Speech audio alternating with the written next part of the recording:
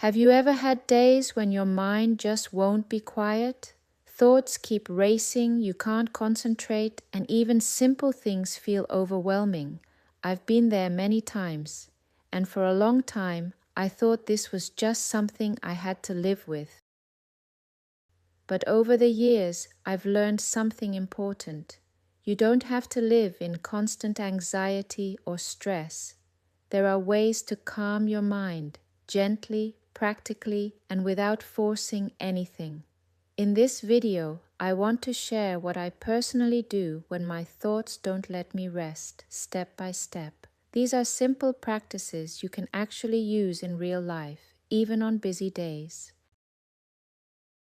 This is not about being positive all the time or pretending everything is fine. It's about giving your mind and nervous system a chance to slow down. I'll walk you through the exact things I do, what they are, how I practice them, and why they help. You can pick just one that resonates with you. Sometimes one small shift is enough.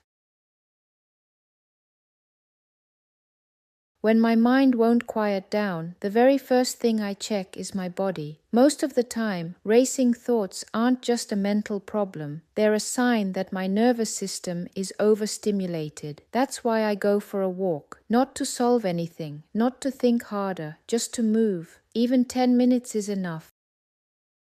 If I'm in nature, I make a conscious effort to be present. I slow down and notice what I see around me, the shapes and colors, the way the air smells, the sound of my steps. I'm not trying to push thoughts away, but I'm bringing my attention back to what's real and happening now. And if there's no nature nearby, I still go outside. A short walk around the block, standing in fresh air, feeling the ground under my feet. All of this tells the body that it's safe. Once the body calms down, the mind can follow.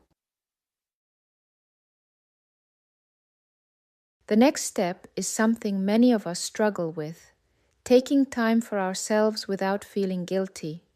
When my thoughts are loud, I intentionally choose to do something I enjoy, something that feels nourishing instead of demanding. For me, that's often cooking. I focus on the process, cutting vegetables, smelling spices, preparing food with care. This kind of activity brings me back into the moment. It engages my senses and gives my mind a break from overthinking. And it doesn't have to be cooking. It can be listening to music, creating something, or simply resting. Enjoyment is not a reward you earn after suffering. It's a tool for regulation and healing. Giving yourself permission to enjoy something can already soften the mental noise. There are days when I truly don't have time for long breaks. That's when I focus on creating small pauses. I stop whatever I'm doing for a moment. I might count slowly in my head or take a few intentional breaths. The goal isn't relaxation, it's interruption. This pause creates a small distance between me and my thoughts. I remind myself, I don't have to engage with every thought that appears. Thoughts can exist without controlling my actions or emotions. Even a short pause helps my nervous system reset just enough to continue with more clarity. Writing is one of the most effective ways I calm my mind. When thoughts keep repeating, I write them down, exactly as they are. No correcting, no judging, no making them sound nicer. This helps me take them out of my head and place them somewhere external. Once they're on paper, I can look at them more objectively. I ask myself, is this thought actually true? Is it helpful? Is this something I can change or control? If it is, I think about small, realistic actions. And if it's not, I practice letting it go. Writing gives me back a sense of control and clarity. It turns vague anxiety into something tangible and manageable. And when my thoughts feel especially overwhelming, I use a specific practice. I draw a black circle on a blank page. I imagine it as a black hole. Inside that circle, I write everything that's in my head: fears, worries, negative thoughts. The idea is simple. Let the black hole swallow it all. This physical act of writing and releasing helps your mind breathe again. I use this practice in my journal as well. It's there for moments when calming thoughts feels impossible.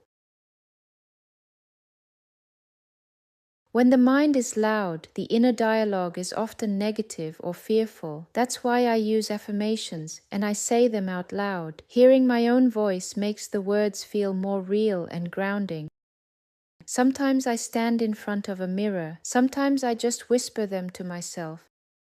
Simple phrases like, everything I need is already inside me. I am safe in this moment. I don't need external validation to be worthy. Repeating these helps shift the internal narrative from fear to self-support. Over time, this practice builds trust in yourself and creates a calmer inner environment. Finally, what I also do, I meditate. Meditation is not about forcing silence or emptying the mind. It's about allowing space. I sit quietly and let thoughts come and go without following them. When it feels difficult, I use guided meditation to help me stay present. Even a few minutes of stillness can help reset the mind and bring a sense of balance. Meditation teaches me that thoughts are temporary. They don't define me, and they don't need to control me.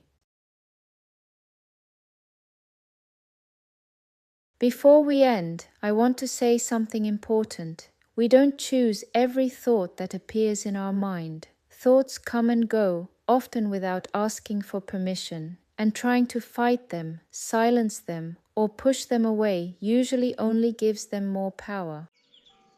What we can choose is how we respond to them. We can choose to pause. We can choose to observe instead of react. We can choose to support ourselves instead of judging ourselves. A thought is not a command. It doesn't always tell the truth, and it doesn't have to decide how you feel or act. When you allow thoughts to exist without identifying with them, space begins to appear. In that space, your nervous system can calm down, and from that calmer place, clarity can slowly return. This is not about forcing your mind to be quiet. It's about creating a kinder relationship with your inner world, and that is something you can practice. If writing and reflection help you, journaling can be a powerful way to support this process. Writing gives your thoughts a place to go. It helps you release what you're holding inside and create space for clarity and peace. That's why I created my journal, as a safe space for calming the mind, practicing self-love, and letting go of anxiety. It includes guided writing, affirmations, and practices like the black hole method for moments when thoughts feel overwhelming.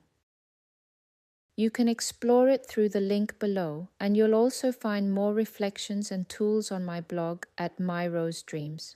You are absolutely capable of creating a calmer, more peaceful mind.